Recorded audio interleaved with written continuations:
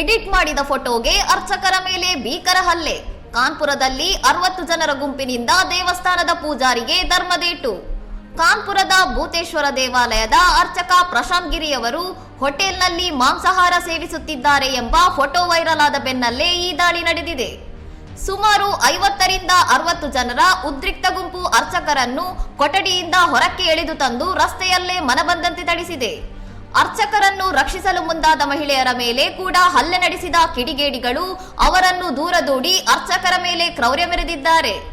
ಹಲ್ಲೆಗೊಳಗಾದ ಅರ್ಚಕರು ಇದು ತನ್ನನ್ನು ದೇವಾಲಯದಿಂದ ಹೊರಹಾಕಲು ನಡೆದ ಪಿತೂರಿ, ಹಳೆಯ ಫೋಟೋವನ್ನು ಎಡಿಟ್ ಮಾಡಿ ಮಾಂಸಾಹಾರ ಇರುವಂತೆ ಬಿಂಬಿಸಲಾಗಿದೆ ಎಂದು ದೂರಿನಲ್ಲಿ ತಿಳಿಸಿದ್ದಾರೆ. ಮಾಹಿತಿ ತಿಳಿದು ಸ್ಥಳಕ್ಕೆ ಧಾವಿಸಿದ ಪೊಲೀಸರು ಅರ್ಚಕರನ್ನು ರಕ್ಷಿಸಿದ್ದು, ವೈರಲ್ ವಿಡಿಯೋ ಆಧಾರದ ಮೇಲೆ ಹಲ್ಲೆ ನಡೆಸಿದ ಆರೋಪಿಗಳ ಪತ್ತೆಗೆ ಬಲೆ ಬೀಸಿದ್ದಾರೆ. ಇನ್ನಷ್ಟು ಸುದ್ದಿಗಳಿಗಾಗಿ ನೋಡ್ತಾ ಇರಿ ಸೌರಂ ಟಿವಿ.